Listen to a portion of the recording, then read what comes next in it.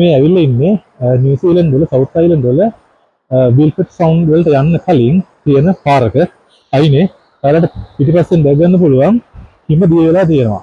එතකොට අපි කතා කරොත් නිව්සීලන්ත වල ජෙම්ස් හදන්න පුළුවන්ද කියලා. එතකොට මෙහි තියෙන ටිකක් igneous condition එකක්. ආග්නේය පාචන් ටයිප් එකේ රොක්ස් ටිකක් තමයි තියෙන්නේ. අනිත් එක මේක අර මේ ටිකක් රැපිඩ් කූලින් වගේ මෙතඩ් එකකින් තමයි කූල් වෙලා තියෙන්නේ.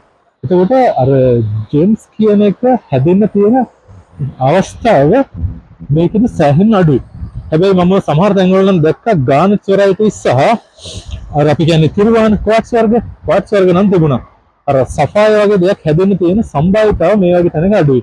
එහෙම නැත්නම් සෆාය හැදෙන තැනක් තිබුණා නම් මෙන්න මේ වගේ තැනක තමයි ඒ කියන්නේ කඳු වල අපේ ප්‍රයිමරි සෝසස් වලින් ඇවිල්ලා ඩිපොසිට් වෙන්නේ මෙන්න මේ වගේ තැන්වල තමයි.